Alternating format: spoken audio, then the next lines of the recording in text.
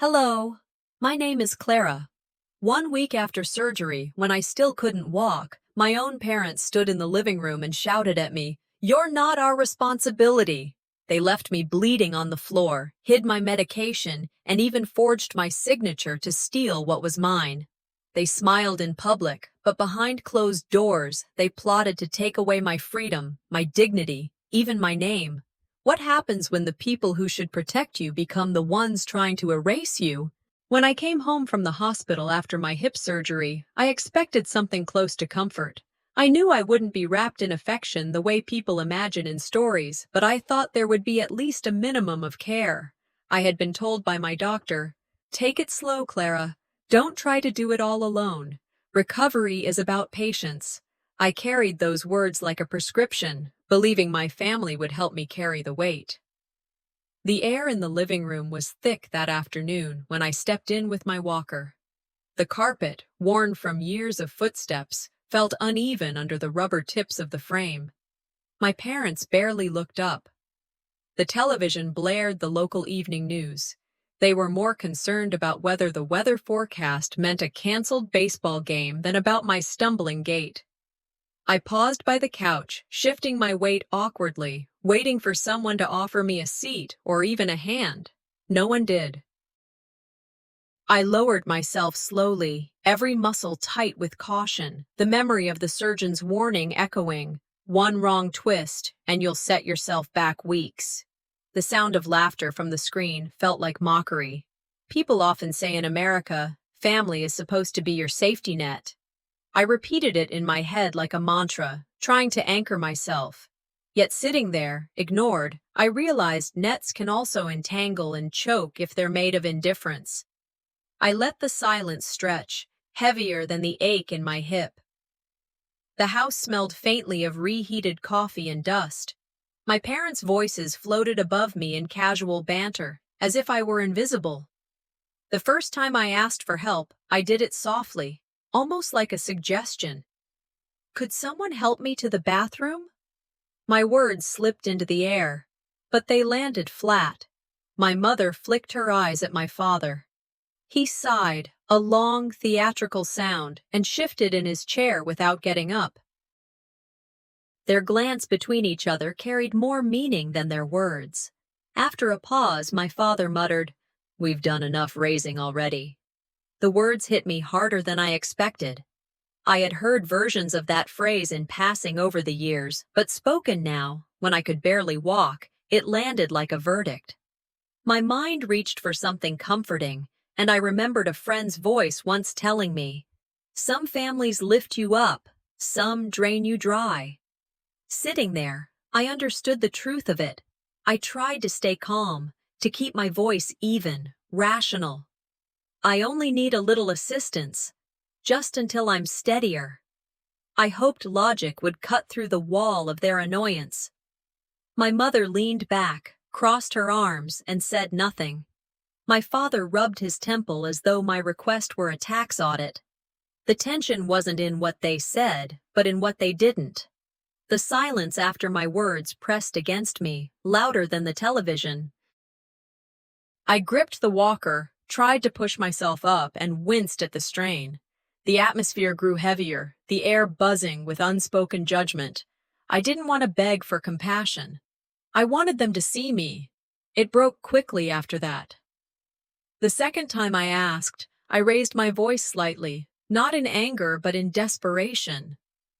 "Please, I can't manage on my own." That was the moment everything snapped. My mother's voice cracked the air like a whip. "You're not our responsibility." The words ricocheted off the walls of the living room, echoing in my ears. I froze, half risen from the couch, stunned. "I just need help walking." I tried to steady my tone. "You're grown," she cut in, sharper now. "Not our problem anymore." My father added without looking at me, "Stop acting helpless." The sting was sharper than any incision on my hip. I felt as though the wound in my body had been matched by another wound, carved deep in my chest. In that moment, I remembered something Maya Angelou once said. People will forget what you said, but they will never forget how you made them feel. I knew instantly this was one of those moments that would sear itself into memory. I lowered myself back into the couch, every muscle tense, but I didn't scream back. I didn't plead. I absorbed the insult and decided to watch. That evening, when the dinner hour came, I thought perhaps things would soften. Pain often makes people gentler, I told myself. Maybe over food, the day's harshness would ease. I sat at the table, moving slowly, careful with each step. The kitchen lights hummed above us. The scent of roast chicken filled the air, though it barely stirred my appetite. I waited for a plate, for the ordinary rhythm of a family meal. One was set down, but far across the table, just out of my reach. My hands hovered above the wood, my walker tucked to the side, the plate untouched. No one pushed it toward me. Instead, my parents launched into conversation about errands, bills, trivial frustrations. Their words looped around me, not to me. They laughed at a joke only they shared. The space I occupied might as well have been empty. I stared at that plate, its contents cooling by the minute. The chicken glistened under the light, untouched, mocking. At that table, I wasn't their daughter. I was dead weight, tolerated out of obligation, not cherished out of love. The plate became a symbol, clearer than any speech, that I was invisible in my own family's home. Later, in the quiet of my room, I sat on the edge of the bed. The pain in my hip pulsed, but it was muted compared to what I carried inside. This wasn't mere neglect, it was rejection. I didn't cry. I didn't shout. I let the silence stretch until it became something else, not emptiness, but a shield. That night, I realized silence could be louder than screams. The morning came too quickly. My body begged me to stay in bed, to rest, but my parents had already made the decision for me. "It's Sunday," my mother reminded me in that tone she always used when there was no room for debate. "You're going to church." I wanted to argue, to tell her the pain in my hip made every step feel like climbing a mountain, but I swallowed the words. In this house, protest was treated as weakness. I remembered once telling a friend, "In America, Sunday service is as much about appearance as it is about faith." That truth pressed on me now more than ever. I gripped the walker, steadying myself, and moved slowly toward the door. Each step sent a sharp reminder of the surgery through my side. My parents walked ahead briskly, not slowing, not looking back to see if I was managing. The distance between us on that sidewalk was more than physical. It was a symbol, a message. You're on your own. I whispered Eleanor Roosevelt's words in my mind. No one can make you feel inferior without your consent. I wanted to believe it. But as I lagged behind, my legs trembling, I wasn't sure if she had ever lived a day in my shoes. I knew before I even reached the church steps that this morning would test me in ways the hospital never had. At the entrance, a greeter smiled warmly at me. "Clara, we're glad you made it out after your surgery," she said kindly, already reaching as if to offer a hand. Before I could answer, my mother's voice sliced through the air. "She just likes the attention. Don't baby her." The greeter froze mid-gesture, pulling her hand back awkwardly. My cheeks burned, the heat spreading up to my ears. I forced a smile and muttered, "I'm fine," even though my arm ached from leaning so heavily on the walker. They moved inside quickly, my parents taking their usual pew without a backward glance. I followed slowly, the wooden floorboards creaking under me, every sound magnified by my humiliation. As I lowered myself carefully into the pew, I thought about the colleagues I once worked beside at the library, people who respected me, who listened when I spoke. I used to be Clara who knew every book in the reference section. Here, I was only Clara the burden. In America, reputation is a form of currency. Public image often matters more than private truth. My parents had mastered that economy, respectable, generous, church-going pillars to everyone else. What they said became the narrative. I bit down hard, swallowing the ache.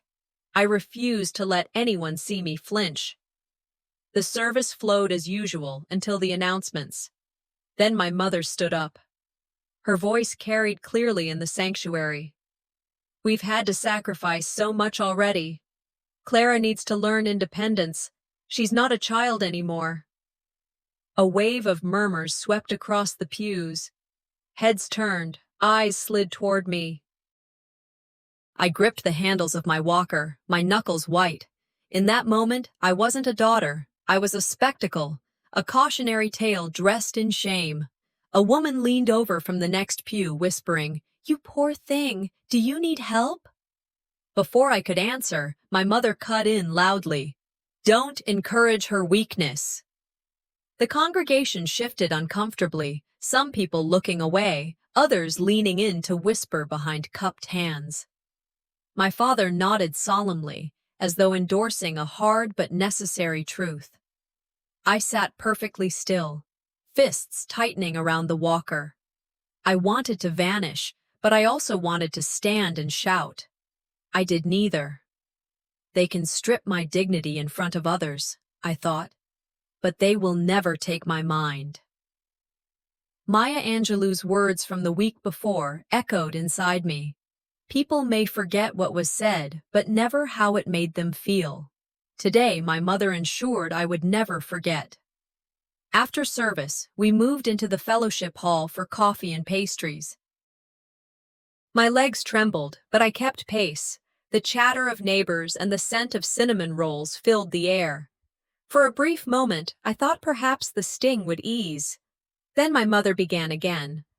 "At least your brother and sister never became a burden," she announced to the group standing nearby. Thessaly, my sister, smirked as if on cue. "Some of us know how to handle responsibility," she added with a sweetness sharp enough to cut. A few neighbors nodded, whether in agreement or just to avoid awkwardness. To me, it didn't matter. Their silence was agreement enough. I stared at the floor tiles, hearing only the thud of my heartbeat. Comparison is the thief of joy, I reminded myself. But this wasn't about joy. This was theft of humanity. The walker seemed heavier in my hands, its weight more than metal.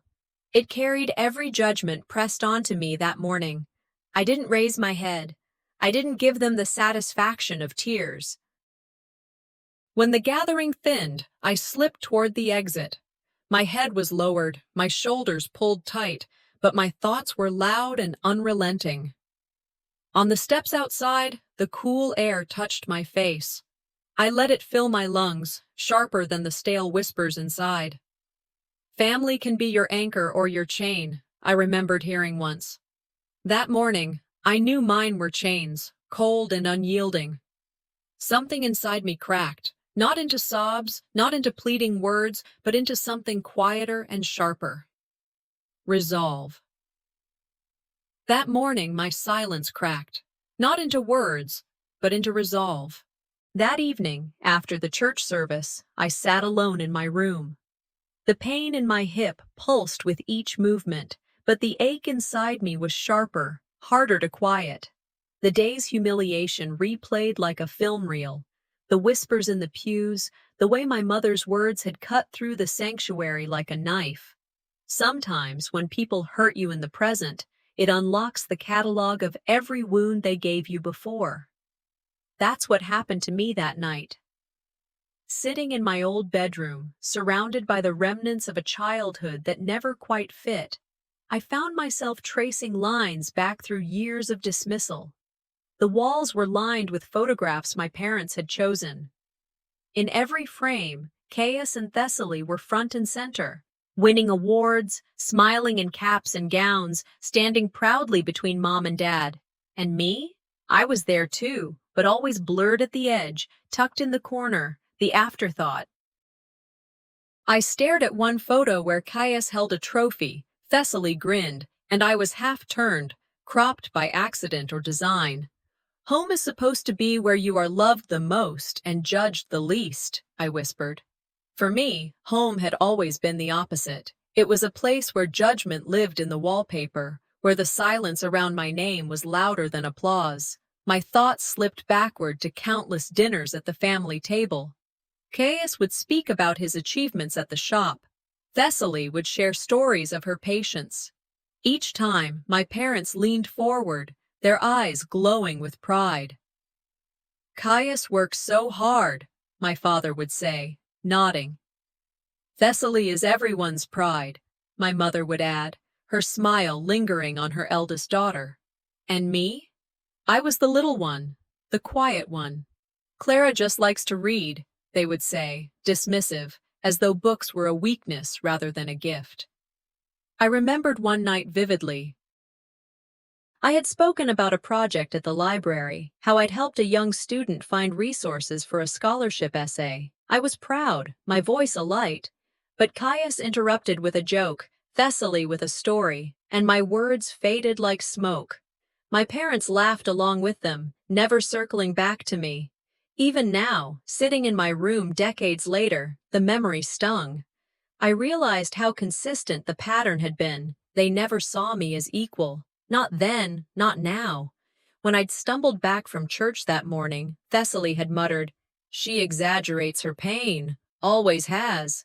Caius chuckled, adding, "You always knew how to get attention." I wanted to shout that it wasn't attention I sought, it was acknowledgement, to be seen, even once, without the lens of contempt. But the truth was clear.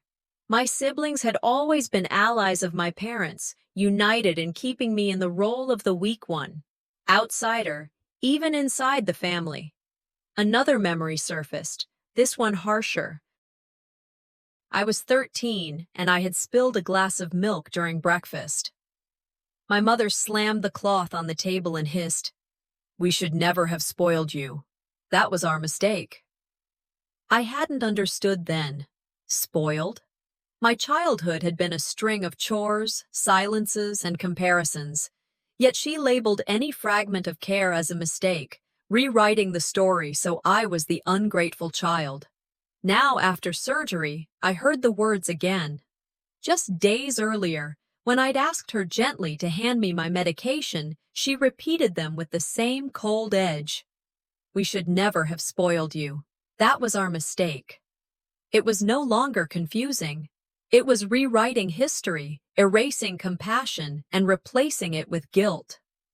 They called love spoiling, I thought bitterly, as if care was a sin. My walker, standing beside my bed, seemed heavier in that moment. Not just a tool of recovery, but the crutch I'd been carrying since childhood. Proof that in their eyes I was fragile, even when I wasn't. Frederick Douglass's words drifted into my mind. It is easier to build strong children than to repair broken men. I realized no one had tried to build me strong, and now, in middle age, I was left repairing myself with trembling hands. The connections formed like lightning across a stormy sky. The rejection I faced after my surgery wasn't sudden cruelty. It was the continuation of decades of quiet dismissal. I sat with that thought, turning it over. Surgery didn't change them, I whispered into the still air. It revealed them. The anger rose, hot and sharp, but I contained it. Exploding now would give them another reason to call me unstable. Instead, I vowed to remember, not to forgive.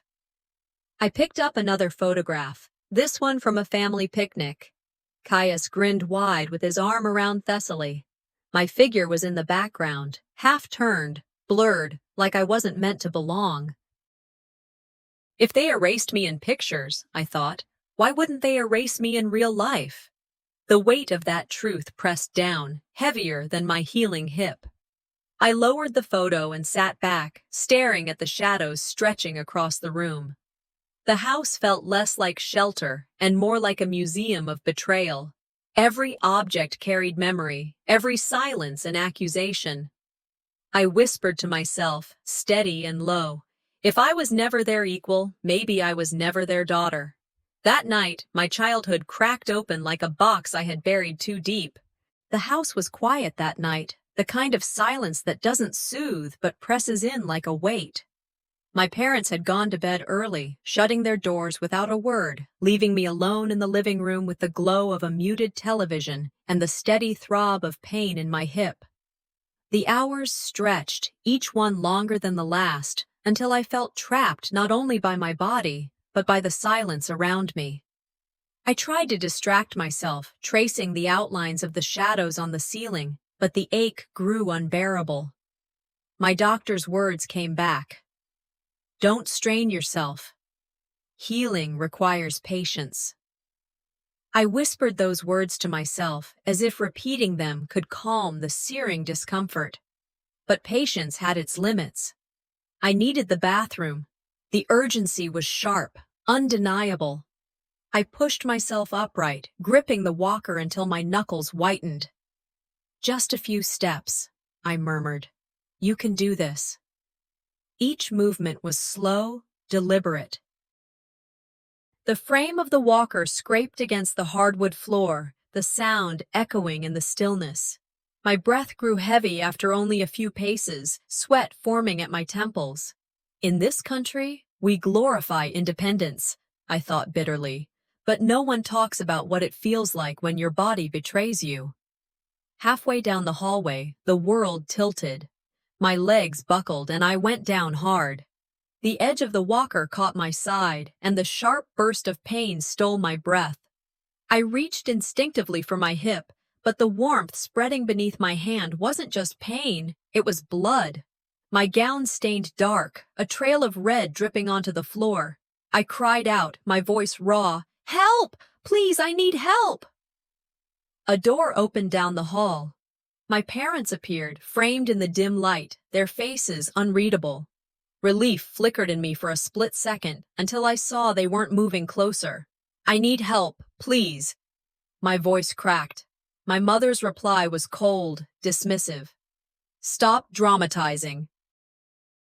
You'll heal, eventually." My father folded his arms. "If you can scream, you can walk." The words cut deeper than the wound itself. I stared at them from the floor, blood pooling beneath me, and felt the sharp truth settle in. Their indifference was more dangerous than my injury. "Please," I whispered again, but the silence that followed was heavier than any denial. They stood for another moment, then turned back into their room, closing the door softly as though nothing had happened. I pressed my palm against the wound, trembling, trying to breathe through the pain. That blood, I thought, isn't just from surgery. It's every invisible cut they gave me, finally made visible. It took everything I had to drag myself back toward my room. Each inch felt like a mile, the walker squealing as I pulled it along, my gown sticky against my skin. By the time I reached the bed, I was shaking, my chest tight with rage and humiliation. I reached for the bottle of pain medication on the nightstand. My fingers brushed the empty wood. The bottle was gone. Panic rose in my throat. I searched with trembling hands, pulling open drawers, pushing aside the blanket. Nothing. Then I heard them in the kitchen, their voices carried easily in the stillness. "She needs to learn," my mother said, matter of fact, as if discussing the weather. "If she doesn't have the pills, maybe she'll toughen up." "Exactly," my father agreed. "She leans on us too much." My stomach dropped. They hadn't just ignored me, they had hidden the one thing that dulled the pain. Shock turned into fury. I clenched the side of the bed frame to steady myself, my thoughts racing. They took my medication. They're punishing me for needing care. The old saying, "What doesn't kill you makes you stronger," flashed through my mind, but it rang hollow. "Some things don't make you stronger," I whispered to the dark. "They just scar you." The empty space where the bottle should have been was more than missing medicine. It was missing compassion, missing love. Pills withheld meant care withheld, And care withheld meant I was never their child in the way I had hoped to be. Lying there, pain clawing through me, I let the fury sharpen into clarity. I wasn't just abandoned tonight, I told myself. I was punished. My parents' cruelty wasn't temporary. It wasn't a bad mood or stress or old age making them unkind. It was deliberate, calculated, a choice. The injustice of it burned hot in me. Dr. Martin Luther King Jr.'s words came to me. Injustice anywhere is a threat to justice everywhere. That truth didn't only live in courtrooms or streets. It lived in my bedroom tonight, in the way my parents had twisted responsibility into rejection. I gripped the sheets, steadying myself. My body was weak, but my resolve hardened. I vowed I would endure the night, but I would never forgive this moment. The despair that had flooded me minutes earlier cooled into something sharper. Pain had given me clarity. Their cruelty had given me resolve. I lay back slowly, the bandage over my wound soaked through, the throbbing matching the beat of my heart. My hand tightened against the bed frame as I whispered into the silence. If they wanted to break me, they should have killed me. I closed my eyes, letting the darkness press in, no longer as a weight, but as a forge. That night, my wound became my weapon. 2 days had passed since the night I bled on the hallway floor. My body was still weak, every step laced with a dull ache, but what weighed heavier was the silence that followed. My parents acted as though nothing had happened. No mention of the blood, no apology, not even an acknowledgement. In American culture, silence often gets mistaken for peace. But in my home, silence was a weapon. It pressed down like an invisible hand, smothering any space where truth might rise. When I sat in the living room, my parents lowered their voices in the kitchen. When I shuffled down the hallway, the conversation would stop mid-sentence. Their looks weren't overt glares, they were dismissive glances, enough to remind me of my place. I stayed quiet, but not because I accepted it. I was observing, listening. My body might have been fragile, but my mind wasn't. That afternoon, I found my phone on the nightstand. For a long time, I just stared at it, the faint glow of the screen reflecting back at me. A memory came to me from years ago, when a lawyer friend once said, "Documentation is protection. Paper and recordings, they don't lie when people do." The thought took root. I opened the recorder app, and from that moment on, the phone became my shield. The first recording came quickly. My parents didn't know I was within earshot as they spoke in the kitchen. "She limps around like she's 90, my father muttered. "Pathetic," my mother chuckled. "She's always been like that. Weak, needy. Nothing's changed." I held the phone under the blanket, the red dot glowing silently. Every cruel word stored itself in digital memory, proof they couldn't deny later. Later that evening, I caught another. Caius and Thessaly were visiting, their voices carrying down the hall. "She's turned into the family embarrassment," Caius said flatly. Thessaly laughed. "Turned into—" "She's always been that." I didn't barge in. I didn't confront. I let the phone capture every word, my hand steady despite the fire in my chest. I wasn't gathering words, I whispered to myself. I was gathering proof. That small device became more than plastic and glass. It became the first solid ground under my feet in years. The following morning, I sent a short text to my mother. "Could you pick up some groceries? Just milk and bread." I thought maybe the simplicity of the request would soften her. Hours later, I overheard her in the yard speaking to a neighbor. "Look at this," she said, showing my text. "She manipulates us, always needy, can't do a thing for herself." The neighbor hesitated. "But she just had surgery, didn't she? Doesn't she need help?" My mother scoffed. "She exaggerates everything. She just wants sympathy. Always has. I felt the heat rise in my cheeks even though I wasn't the one standing there. My own written words, plain, polite, and factual, were being twisted into a weapon against me. I clenched my hands, whispering, "If kindness can be twisted, maybe only truth, raw and hard, can survive." It wasn't just that they refused help. It was that they turned every act, every plea, into evidence of my supposed weakness. Their narrative was louder than mine, and in the eyes of neighbors, it was the only one heard. That night, I sat on the edge of my bed, phone in hand, scrolling through recordings and saved texts. I realized then, my family wasn't indifferent. They were actively rewriting my story. Every silence, every dismissal was part of an erasure. A phrase I'd once read came back to me. A lie can travel halfway around the world before truth puts its boots on. My parents knew it. They had lived by it. And now, I would learn to make truth walk faster. I backed up the recordings to a hidden folder. I took screenshots of the text and stored them in multiple places. Strategy had replaced despair. They thought my silence was surrender. They didn't realize silence could also be strategy. I lifted the phone to my lips and whispered into the recorder, steady and calm, "You will not erase me." That night, my silence wasn't surrender. It was the beginning of a case. Late afternoon light filtered through the blinds in my room, stripes of gold cutting across the carpet. The house was too quiet, the kind of stillness that feels staged rather than natural. My body still carried the ache of recent days, but my mind was sharper now, more attuned. I had begun noticing details I used to overlook.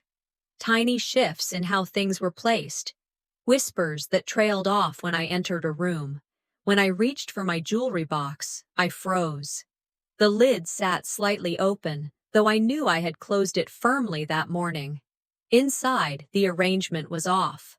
A brooch that belonged to my grandmother was gone, along with a ring I hadn't worn since college. My chest tightened. A common saying echoed in my head. Trust is like glass. Once cracked, it never truly mends. I realized then that whatever cracks I had been ignoring were now wide fractures. This wasn't just indifference anymore. It was intrusion. My space was no longer mine. I sat down slowly, gripping the armrest of the chair to steady myself, suspicion gnawing at the edges of my thoughts. Something deeper was happening.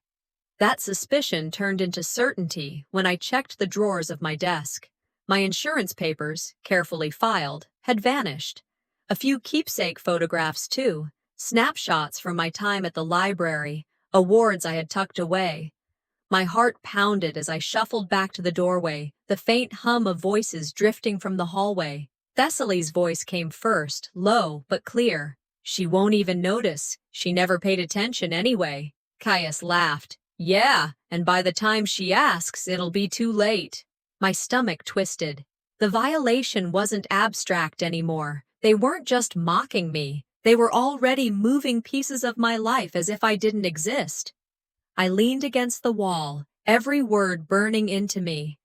Not only was I ignored, but now I was stripped of things that belonged to me.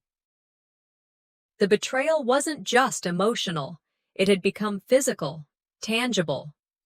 Anger surged, sharp and hot. My walker rattled as I steadied myself, the sound echoing louder than intended. Their laughter stopped for a moment, but no one came to check. They didn't care enough to be caught. I returned to my room with my chest tight, the knowledge settling like a stone. I wasn't simply unwanted here. I was being erased. Later that evening, curiosity, or perhaps dread, pushed me toward the study. My father's papers were often scattered on the desk, receipts and old letters piled high. Tonight, though, a folder lay open, its contents fanned out like someone had been in a hurry. I saw it immediately. My name. My hands trembled as I pulled the documents closer. Across the top of the page, bold letters identified them as financial agreements. The signature line bore my name, shaky, uneven, but mine. Memory flickered. A faint recollection of being half-conscious after surgery, the sting of anesthesia still in my veins, someone pushing a pen into my hand, voices coaxing me, "Just sign, it's for the hospital, don't worry." But this wasn't hospital paperwork. It was a transfer, giving my parents partial control over property and accounts I had worked for my entire life. The room spun as I stared at the ink. My breath came quick, short. I pushed the papers together and staggered into the hallway. "You tricked me." My voice was hoarse but steady. My father appeared at the doorway, arms crossed. He didn't even look surprised. "We did what was necessary. You can't take care of yourself." The simplicity of his tone infuriated me more than if he had shouted. He said it as if it were fact, as if the blood on my floor and the walker at my side were proof I deserved to be stripped of autonomy. My hand shook as I held up the pages. "This is theft." "It's protection," he countered flatly. "For you and for us." In that moment, the signature was no longer just ink. It was the symbol of stolen autonomy, the proof that they had reduced me to a liability, a possession to be managed. Fury hardened into something sharper, colder, clarity. I waited until the house settled into night before returning to the study. I slid the documents into the light again, this time pulling out my phone. With deliberate care, I snapped photos, each click of the camera a quiet vow. I folded the papers neatly and placed them back where I had found them. Evidence was only valuable if it remained unseen by those who created it. Sitting back on my bed, I whispered to myself, "They thought my weakness was permanent. They mistook pain for surrender." The words of Abraham Lincoln came to me, words I had read long ago. "To sin by silence when they should protest makes cowards of men." I was done being silent in the way they understood it. My silence from now on would not be absence. It would be strategy. I backed up the photos, storing them in multiple places, my heart slowing as a sense of control crept back. The bitterness of betrayal shifted, reshaped into determination. They wanted compliance. Instead, they had handed me proof. I placed the phone down gently, exhaling, and whispered into the dark. They wanted my signature. They'll see what I do with it. That night, the papers they forged became the fire I would use against them. 3 days had passed since I discovered my forged signature on those papers, but the unease inside me hadn't softened. Instead, it grew sharper, like a splinter pressing deeper beneath the skin. The atmosphere in the house had changed too. My parents spent more time on the phone, their voices lowered to hushed tones the moment I entered a room. They carried folders in and out of the study, leaving them in odd places, as though they were in the middle of plotting and too careless to hide it properly. I remembered something my father had once told me years ago, when he was explaining why he controlled every decision in the house. Control is responsibility. Back then, I believed him. Now, the words echoed differently. Control didn't mean responsibility, it meant ownership, and I was the object being claimed.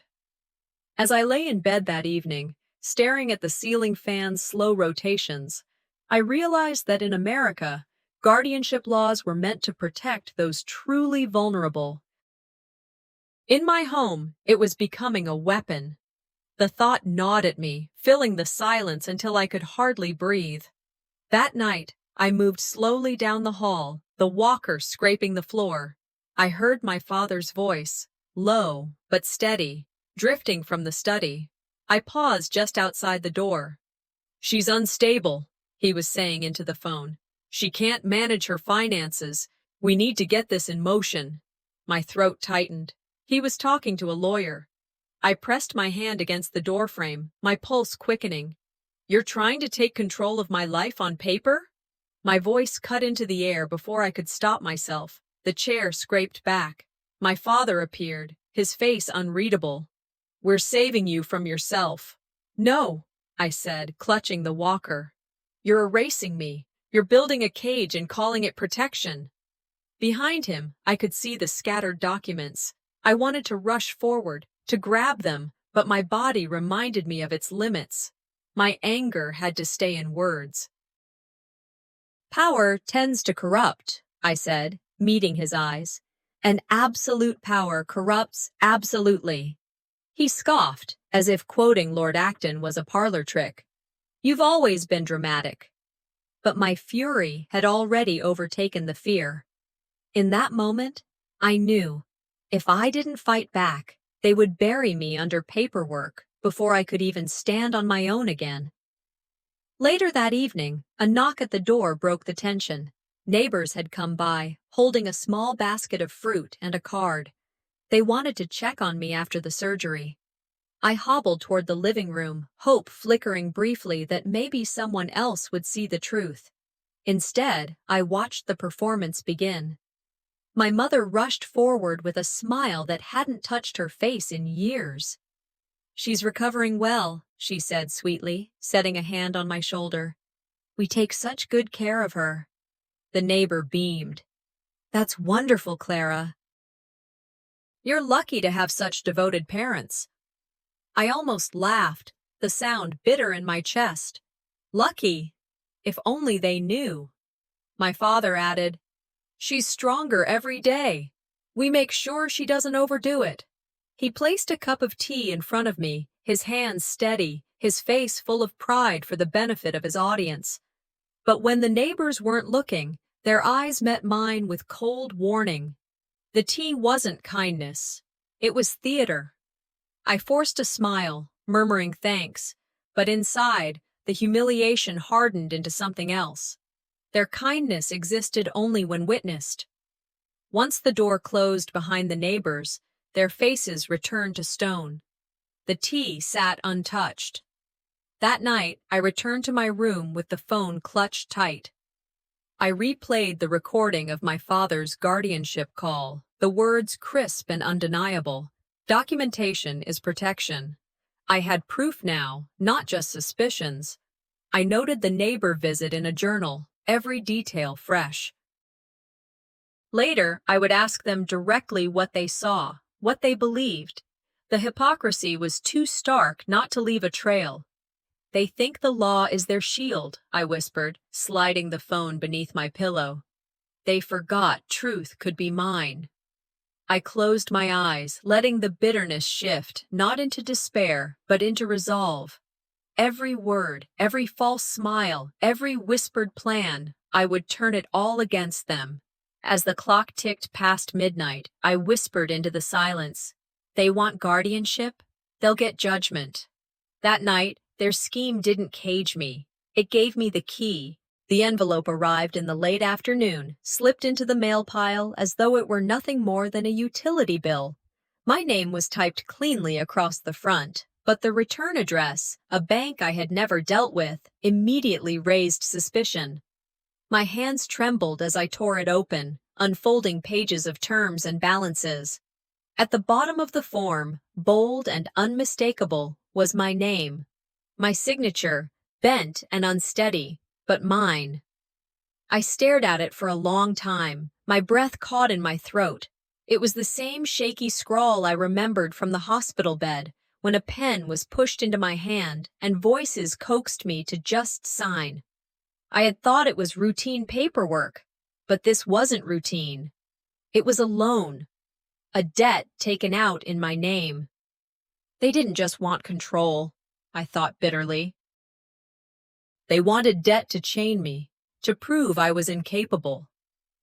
Louis Brandeis's words rose in my memory. "Sunlight is said to be the best of disinfectants." I knew I couldn't keep this in the dark any longer. My parents thrived in shadows, whispering, manipulating. If I wanted to cut through it, I needed light. That night, I made my decision. I wouldn't argue behind closed doors. I would reveal everything in public, in front of the very community they used as their stage. The following evening, the church hall buzzed with the regular neighborhood meeting. Folding chairs lined up neatly, coffee brewing in the back, and neighbors greeting one another with practiced warmth. My parents walked in confidently, shoulders squared, their voices ringing out as they greeted friends. Caius and Thessaly followed, smiling like they belonged to a family untouchable by shame. When I entered, leaning on my walker, heads turned. A few neighbors offered surprised nods, as if they hadn't expected me to show my face. I caught the brief flicker in my mother's eyes, a flash of irritation, quickly replaced with a smile. "Clara," she said brightly, "so glad you're here." The words felt like a threat disguised as kindness. I noticed the lights above, glaring brighter than usual, illuminating every corner. No shadows here, no place for whispers to hide. I moved slowly to a chair near the front, every step deliberate. My chest pounded, but I steadied myself. The hall was a stage, and for once, the story would not be theirs alone. The meeting flowed through the usual reports, budget numbers, upcoming events, until the floor opened for additional announcements. My hands tightened on the envelope in my lap. I pushed myself upright, the walker rattling as I stood. "I need to say something," I began, my voice firm despite the quiver in my legs. The room quieted. Dozens of eyes turned toward me, some curious, some wary. "This debt was taken in my name," I said, holding up the letter. "But I never signed for it." My father rose instantly, his expression smooth. "She doesn't know what she's talking about," he said, waving a dismissive hand. I stepped forward, laying the paper flat on the table at the front. "Then explain why your handwriting matches mine." Gasps spread through the room. Neighbors leaned forward, whispers rippling like wind through leaves. I could see the doubt flicker across faces. Doubt not of me, but of them. Inside, I thought, the lies they built with ink are collapsing under light. My parents' composure cracked just slightly, but enough. For once, the silence wasn't mine, it was theirs. I wasn't finished. I reached into my bag and pulled out my phone. "There's more," I said, my voice gaining strength. I played the first recording, my father's voice, steady and cold. "She's unstable. She can't manage her finances. We need to get this in motion." A murmur of shock swept through the hall. Then came the second. My mother's words, sharper than any knife. "She exaggerates everything. She just wants sympathy." A neighbor stood abruptly. "Is this true? You tried to take her freedom?" My mother stammered, her usual calm fraying. "That's out of context." I cut her off. "They told me I was not their responsibility. Tonight, I make them mine." The murmurs grew louder, judgment turning like a tide. People shifted in their seats, glancing at one another, faces etched with disbelief and disappointment. The family they thought they admired now stood exposed. I straightened, the walker steady beneath me, but I felt taller than I had in years. When it was over, the silence that followed was unlike any I'd known. My parents sat rigid, their faces drained. Caius and Thessaly, usually so quick to mock, said nothing. For the first time, I narrated inside myself. Their voices weren't louder than mine.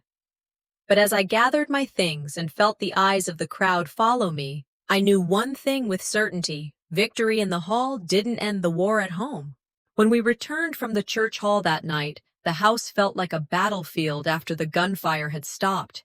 The air wasn't peaceful. It was thick with unspoken words, heavy with rage suppressed behind clenched jaws. My parents didn't speak to me, not a glance, not a mutter. Their silence wasn't the absence of conflict, it was the preparation for it. As I sat in my room, the voices of the community echoed in my ears, the gasps when I laid the forged loan documents on the table, the whispers when I played the recordings. Exposure doesn't end a war, I told myself, it starts a new one. By morning, I felt the weight of the town's gaze. At the corner store, People paused before greeting me, as though weighing which version of me to believe. Neighbors walking their dogs lowered their voices as I passed. My reputation was now entwined with my parents, and theirs was crumbling. In America, people say, your reputation walks into a room before you do. I could feel it. My parents' reputation, once gleaming and untouchable, now walked in bruised and battered, dragging me behind it. Relief mixed with anxiety. I had struck a blow, but I knew retaliation was coming. The whispers grew louder in the days that followed. At church, where my parents had always commanded respect, the pews around them stayed emptier than usual. People avoided their eyes. Conversations they once led were cut short. My father tried to defend himself after service, speaking louder than necessary in the parking lot. She doesn't know what she's saying, he told anyone within earshot. She's confused. She's sick. His voice cracked into anger when people turned away, making him look less like a protector and more like a desperate man clawing for control. My mother, who once held a tight circle of friends from Bible study and charity clubs, found her phone silent. Invitations stopped. When she brought cookies to a neighbor, the smile at the door was forced, the thanks curt. I watched it all with a strange detachment. Their masks cracked not because of me, I thought, but because of their own weight. Years of manipulation, carefully painted as virtue, had splintered the moment light hit them. It felt like glass shattering on pavement, loud, irreversible. But even as I felt a small vindication, unease remained. Broken glass cuts both ways. The retaliation at home was swift. You humiliated us, my father hissed one night as I tried to settle into bed. He stood in the doorway, his frame blocking out the hall light. Do you think the community will protect you? My mother appeared behind him, her voice sharper than his. You've ruined this family. Do you understand that? Everything we've built, destroyed. I sat upright, steadying myself with the walker beside me. My voice was calm, though my chest raced. I didn't ruin anything. I revealed it. Their faces darkened. From the kitchen, Caius muttered, You always take it too far. Thessaly didn't even look at me. She busied herself with dishes, distancing herself in silence. No support, no solidarity. Inside, the realization struck. They weren't grieving their loss of love. They were grieving their loss of control. The shouting escalated, words thrown like stones. My father's fists clenched, though he didn't raise them. My mother's eyes brimmed not with sorrow but fury. I kept my voice low even. You can rage as much as you want. It doesn't change the truth. The more I stood firm, the sharper their tone grew, but I refused to submit. The knock on my door the next afternoon was soft, almost hesitant. When I opened it, Vera stood there, her kind eyes sweeping over me with concern. She carried no basket, no forced cheer, just urgency. I need to warn you, she whispered, stepping inside. They're talking about forcing you out of the house. I sat heavily in the chair, not shocked, but still pierced. I thought as much. They think if you're gone, the whispers will die down, she said. But you and I both know that's not true. Her hand covered mine, warm and steady. Sometimes, blood isn't family, choice is. Her words wrapped around me like armor. My parents' shouts had left me raw, but her whisper filled the cracks. I thought, her whisper meant more than all my parents' shouts. As she left, the house fell into silence again. But now, it was filled with dread, because I knew escalation was coming. That night, I stood by the bedroom window, watching the dark silhouettes of my parents in the yard. Their voices rose, sharp and clipped, arguing in the shadows. I couldn't hear every word, but I knew the essence. Plans, punishments, strategies. They weren't planning to let me walk away, I told myself, gripping the window frame. They were planning to make me crawl. The next move wouldn't just scar me, it could erase me. The envelope lay on the kitchen counter when I came back from my short walk outside. My name was scrawled neatly across the front, but the sender's logo made my stomach twist. It was from a law office. I opened it with careful fingers, already knowing it would not be in my favor. Inside were motions, requests for evaluation, claims of incapacity, evidence lined up to prove I could not manage my own affairs. The words blurred for a moment as my chest tightened. This wasn't about fists or shouting anymore. They didn't use their voices this time. They used paper. Paper cuts deeper when it carries law behind it. I remembered that old saying, "The pen is mightier than the sword." Tonight, though, the pen was a blade pointed at me by the people who should have been my shield. Fear coiled around me, but anger flared hotter. If they thought ink and signatures would erase me, they underestimated me again. The next day, I caught my cousin lingering in the hallway after dinner. He had been over to drop off some things for my parents. Through the cracked door of the study, he had overheard enough to know their plan. He looked shaken when he came into my room. "They're talking about moving you out," he admitted, rubbing his hands together. "They say it's for your own good." I sat up straighter. "You heard them. Will you testify if this goes to court?" His eyes darted to the door. "I can't get in the middle. It's family." The words hit harder than the papers in the envelope.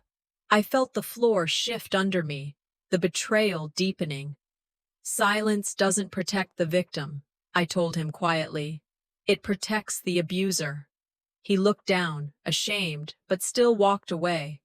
His silence became another link in the chain they were wrapping around me. I knew then that if help came, it wouldn't come from blood. It would have to come from proof. Hopelessness flickered, but it didn't last long. It hardened into defiance. If they wanted to build a case, I would build one too. Days later, scrolling through my phone, I froze. My parents had posted photographs of me on Facebook, taken without permission, snapped when I was weakest, pale and fragile in the living room chair. The caption read, "Pray for our daughter. She's confused and unwell after surgery.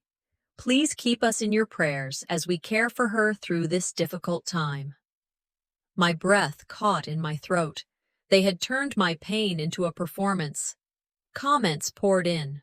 Neighbors wrote prayers. Strangers chimed in with sympathy for my parents. Such dedicated caregivers. "You're saints for what you're doing." Rage flushed through me. They used my body as a prop, my face as their shield. I marched into the living room, the phone shaking in my hand. "Take it down, now." My mother didn't flinch. "People need to know how hard this is for us." "For you?" My voice rose. "You humiliate me, and then you parade me online to earn sympathy?" My father interjected calmly. "Perception matters.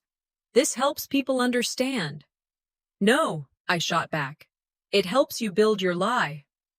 The photo on the screen was a reminder. My body and my image had been weaponized against me. Every click, every comment, tightened the chains they were forging.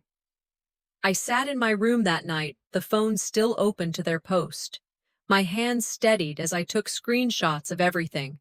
Photos, captions, comments. Proof doesn't lie, even when people do. "They thought their narrative was truth," I whispered, backing up the files. "But truth leaves a trail."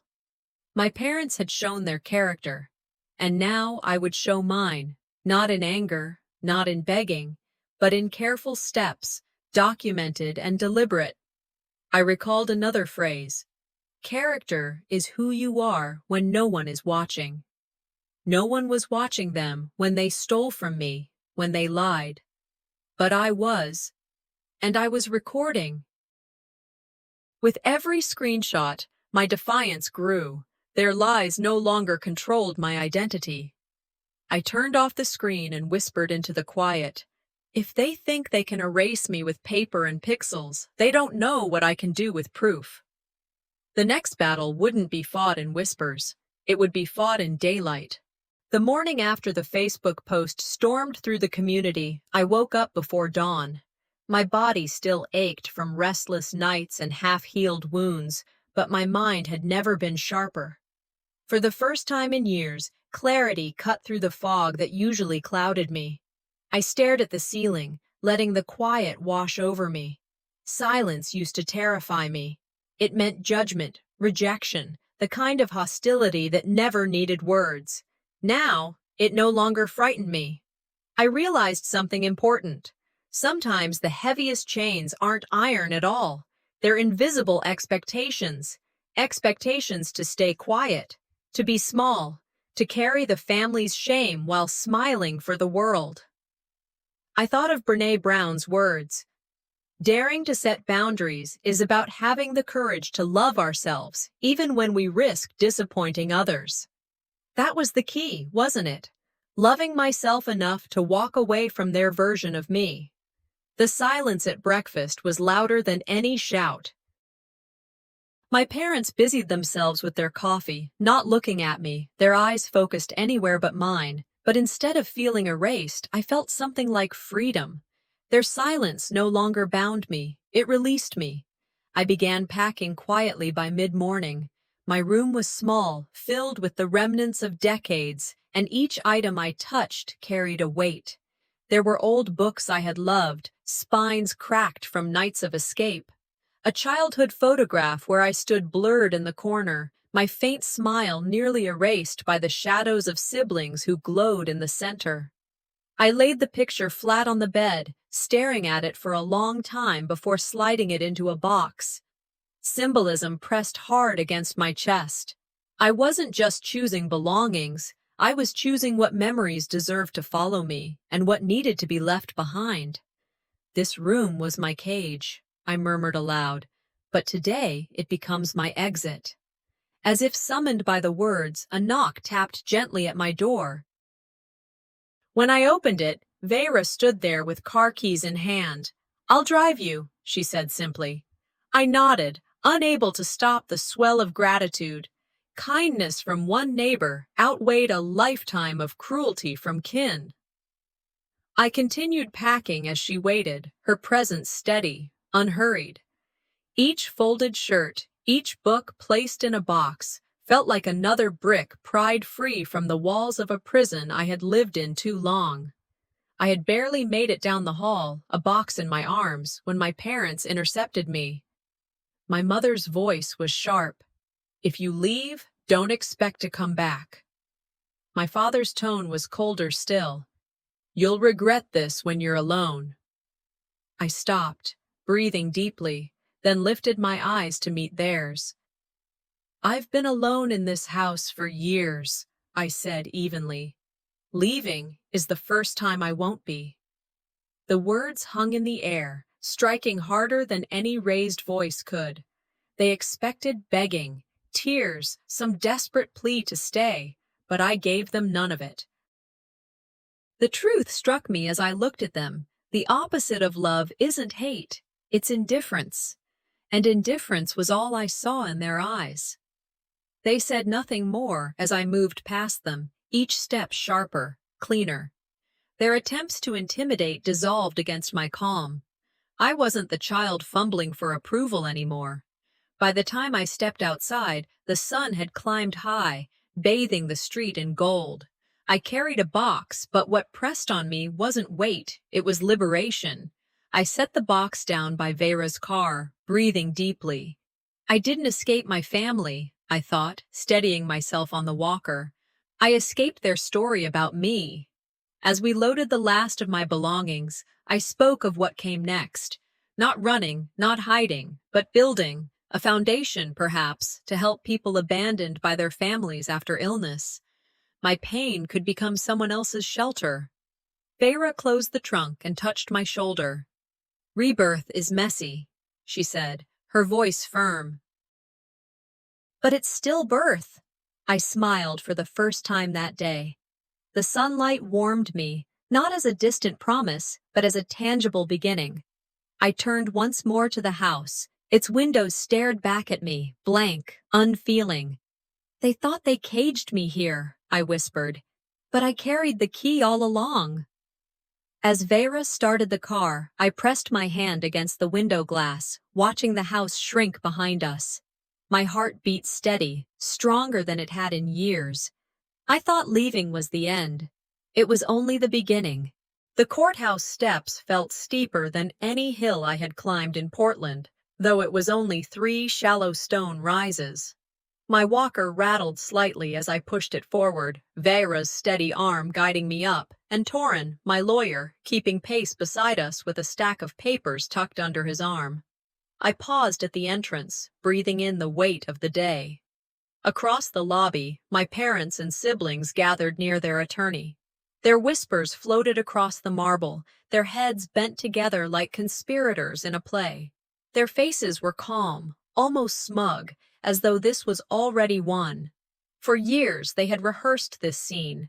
Clara the fragile one, Clara the unstable one, Clara the burden. They thought the law would cage me. Today, I reminded myself, the law would free me.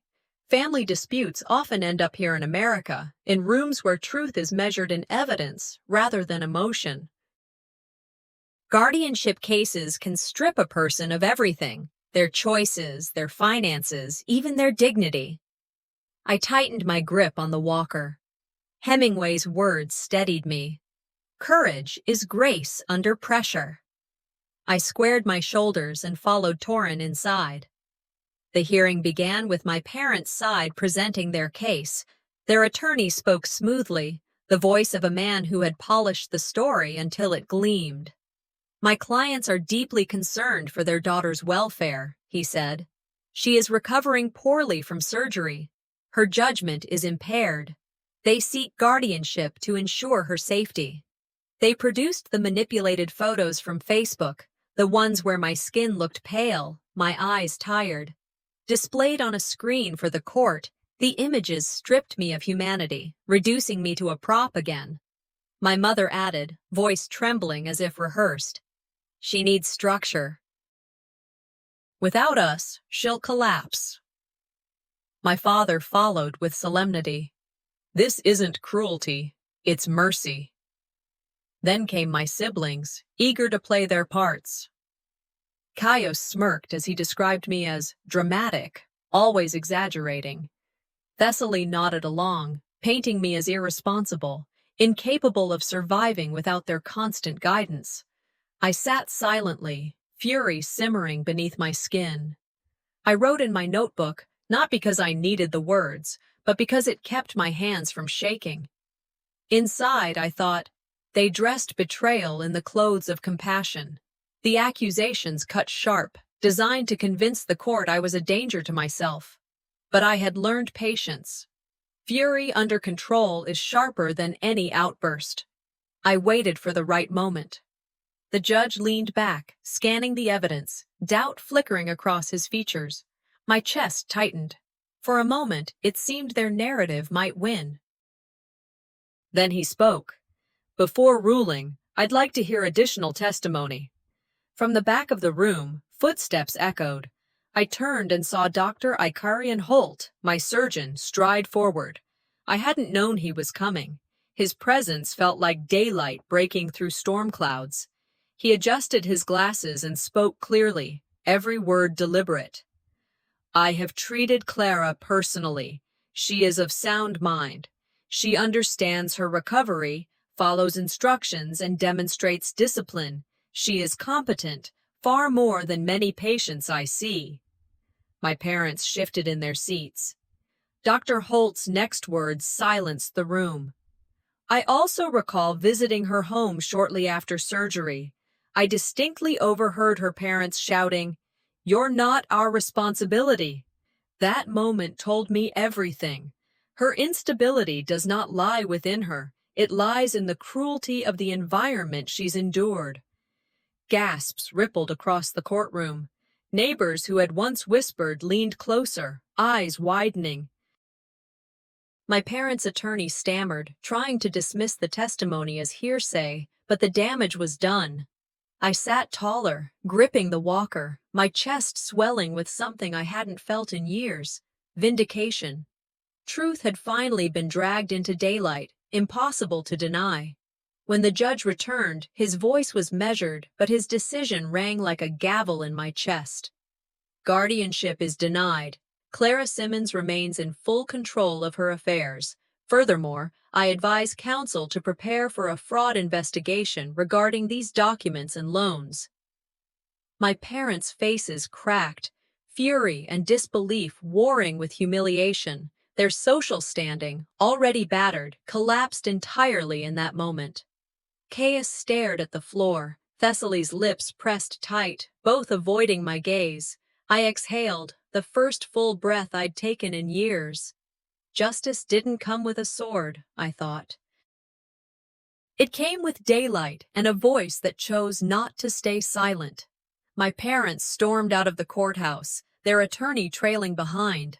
The hallway swallowed their rage, leaving only silence. I stayed seated until the room emptied, feeling the weight lift off my shoulders. For once, the silence wasn't heavy. It was free. Outside, the sun hit my face, warm and certain. Vera walked beside me, steady as always. Torin gave a small nod, no victory speeches, just the quiet acknowledgement that truth had finally prevailed. I paused at the top of the courthouse steps, my walker firm beneath me. I didn't win because they lost, I whispered. I won because I finally chose myself. The world beyond the steps felt wide and uncertain, but no longer frightening.